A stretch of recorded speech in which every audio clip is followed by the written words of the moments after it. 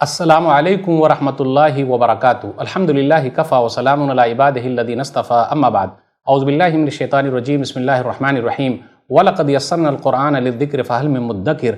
ناظرین کرام، ایک اہم ٹاپک لے کر آپ لوگوں کے سامنے حاضر ہوں۔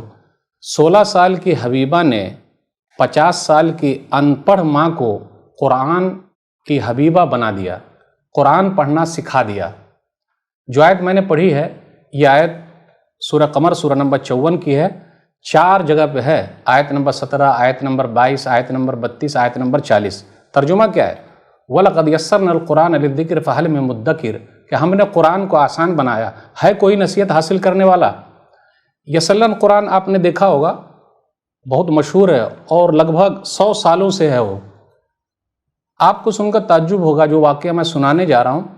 حبیبہ اپنے بھائی بہنوں میں آخری نمبر پہ ہے، یعنی 8ویں نمبر پہ ہے۔ ٹوٹل بھائی بہن کتنے ہو گئے؟ 8 ہو گئے۔ ان کے 2 بھائی مدنی عالم ہیں، لیکن بھائیوں نے وہ کام نہیں کیا جو بہن نے کر دکھایا۔ تو آخر میں حبیبہ کا واقعہ کیوں سنانا چاہتا ہوں؟ اس لیے کہ وہ ہمیشہ ماں کے ساتھ رہتی ہے، محنت کرتی ہے اور اپنی ماں کو بھی سکھاتی ہے۔ کاش کے بچے لوگ بھی سکھائے ہوتے، لیکن دونوں مدنی صاحب کا کہنا یہ ہے کہ ہم لوگوں کا دماغ اس طرف گیا ہی نہیں۔ 2 بھائی مدنی عالم ہیں، ابو ہریرہ بشیر محمدی مدنی، مصطفیٰ بشیر محمدی مدنی۔ ان کے بھائیوں کا کہنا یہ ہے کہ ہم لوگ 6 بھائی بہن سند یافتہ عالم ہیں، لیکن کبھی ہمارا دماغ نہیں گیا کہ ماں کو پڑھائیں۔ ماں ان پڑھ۔ آج میں مثال دینا چاہتا ہوں کہ آج بھی کتنی بہن ایسی ہے جن کو قرآن سے لگاؤ ہے۔ جو بچیاں مدرسے میں پڑھ رہی ہیں ان کے لیے ہے کہ وہ بھی پہلے اپنے ماں باپ کا خیال رکھے۔ اب ایسا نہیں کہ بوڑھے ہو گئے تو کہاں سے سیکھیں گے، کیسے سمجھ میں آئے گا؟ تو دونوں مدنی صاحب کہتے ہیں کہ ہمارا دماغ گیا ہی نہیں کہ امی کو سکھایا جائے، امی تو 50 سال کی ہو گئی ہیں، کیسے؟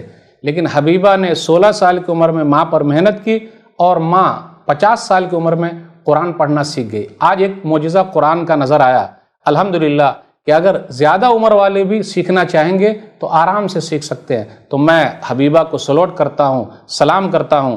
حبیبہ پٹنی خرد، نوگڑھ ضلع سدھارتھ نگر، یوپی کی رہنے والی ہے، اور الحمدللہ تعلیم کا سب سے بڑا فائدہ ان کے گھر کا ہوا کہ انہوں نے پہلے اپنی ماں پر محنت کی، اور آج ماشاءاللہ ماں قرآن پڑھتی ہے تو پورا ثواب ان کو ہی جا رہا ہے۔ میں اپنی بہنوں سے، دنیا میں جتنی بھی ہیں جو پروگرام دیکھ رہی ہیں، یہ کہنا چاہتا ہوں آپ بھی اپنے ماں باپ کے لیے فکر کیجئے، کوشش کیجئے، جو پڑھائی لکھائی کر رہے ہیں پہلے ان کو دیکھیے۔ اللہ سب کو حبیبہ کی طرح بنا دے، بہنوں کو حبیبہ کی طرح بنا دے، آمین۔ والسلام علیکم ورحمۃ اللہ وبرکاتہ۔